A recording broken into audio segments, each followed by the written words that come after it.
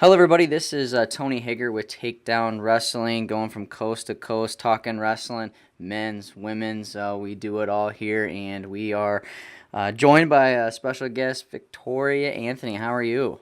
I'm well. Hello. You're well? Yeah. You just got done with practice and Yeah. have a little time to relax and talk with me, so I appreciate it. Yeah, for sure.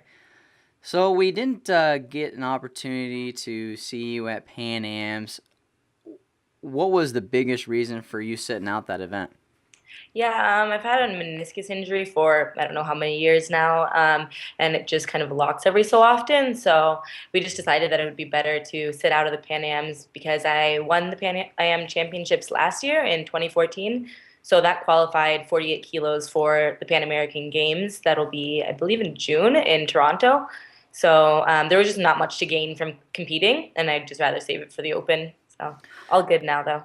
Good deal. Well, you've kind of been, on that brink of multiple national championships. You've had some good finishes at Dave Schultz, obviously the Pan Am's, the trials. You were second there, and we believe that you're kind of just on that brink of a breakout year. What has your training regimen been getting ready for the U.S. Open with that meniscus tear in the background?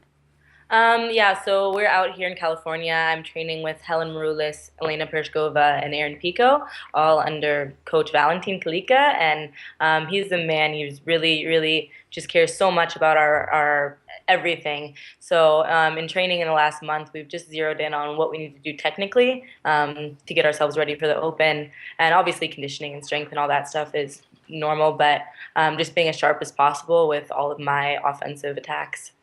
Well, people are noticing what you've been doing in the sport, and you just recently signed with Cliff Keen.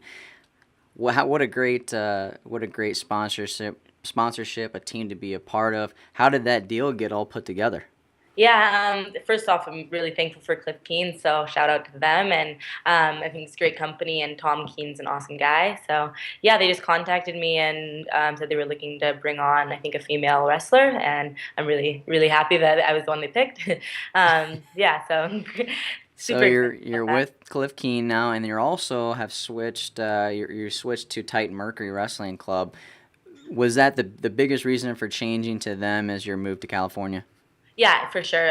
Just so I'm actually from California, from Huntington Beach. And then after I finished school in April of 2014, last year, in Vancouver, British Columbia, up in Canada, I needed to train somewhere. And I spent a good amount of time in Colorado Springs at the training center and just decided it wasn't the place for me going into this Olympic cycle.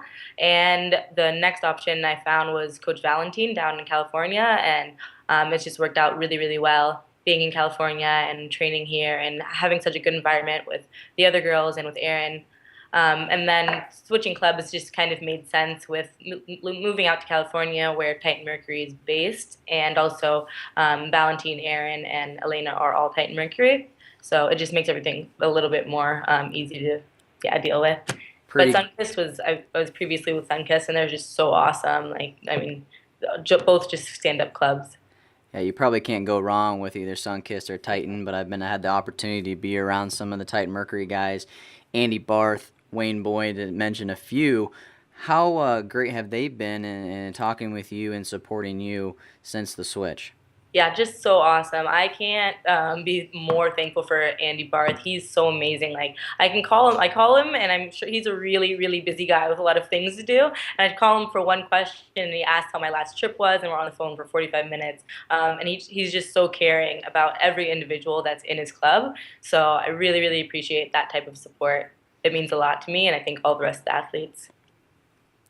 Well, switching and talking a little bit about women's wrestling in general and where it has come from, and you've been wrestling internationally for a while now. Where have we come, and what is next for women's wrestling? Yeah, it's crazy to see how it's grown just from. So I started on my boys' high school team when I was 14 and wrestled for 4 years in high school. And I was like one of two girls at first, and then the next year nine came out for the team. But I was still wrestling boys the entire time. And I think the next year they sanctioned it in California. And so California, we have our different sections, and they didn't have any of that for women when I was growing up in high school. And now they have like all of the different sections and leagues, and then we're split up into different CIFs, and it's just grown tremendously. I graduated in 2009, so a quick 6 years, with hundreds and hundreds of girls coming out. So I think that's just what we need to build it up from the base, because we just don't have that base in the United States. Other countries like China and Japan have just so many girls that it's like that's how you build a program out of that. So just having sheer numbers, I think, will really increase our just everything from the bottom up to our world medals. And yeah, that's the future for wrestling as well. Or our U.S. wrestling is more world and Olympic medals. Did you start in high school then, you said, or did you wrestle prior? Yeah, I started in high school when I was right when I was 14. I started first in judo when I was 6 years old, and I competed in judo until I was 13, and then I had a wrist injury and I broke my wrist, and I needed to get a surgery on it. So I was pretty much just sitting around for a year, recovering from my wrist, and then I had two knee surgeries the same year, and then I was in a high school PE class, and I saw a wrestling demonstration that my eventual high school coach was putting on for the PE classes. And my parents had actually suggested that I try out wrestling because they were like, you're really just sitting around and getting fat and lazy and you're not doing Jeez. and I was like, thanks, guys. But I was like, I don't want to do that. That sounds like social suicide to join a boys' wrestling team. What a horrible idea. But then I saw the demonstration, and I think it still took me like 2 weeks to go into the wrestling room and actually decide to sign up. But I was like, oh, okay, this looks like judo, and it'll get me out of high school PE class, which was just torture. So, yeah, so it worked out. Did you have a good welcome to the team? How was that transition? I think I did. I think I've heard various girls like horror stories of joining the boys wrestling teams, but I was treated like any other freshman, which was not well. I think me and the rest of the guys that are on the team that year just were under like the foot of the seniors on the team, and our coach paid kind of attention to us, but really was focused on his juniors and seniors and guys that were really placing. Because I joined as a like frosh soft level, and yeah, I had a really good transition, I think. And with high school wrestling and women's wrestling, we're trying to build up that youth program, and I'm around Iowa here, and I'm seeing what they're doing, and it seems like Iowa is so far behind when it comes to this, and trying to do a better job, trying to get involved as much as we can. But I think what is really great to see is not only we're trying to open up doors or programs in the youth level, at the high school level, but at this collegiate level, there's more options. Because, I mean, you went to Canada. Yeah, yeah. And Canada. you went to Canada from California. I mean, is that reason why you went to Canada, just because that was one of few options for you? That's 100% the reason. When I graduated, I believe there were 14 programs in all of the United States with women's wrestling teams. But the option for the school was really important to me, and the schools that were available were really small schools. They pretty much were all private schools and had smaller populations than my high school. And just as an individual, that's not what I was looking for. I was looking to go to a university that was a pretty high population. I was preferring something with a big international population, and there were certain things I was looking for that those schools just weren't offering. So I was really lucky to have the options in Canada, because in Canada, every men's team has to have a women's team, or every university that has a men's team has to also have a women's team.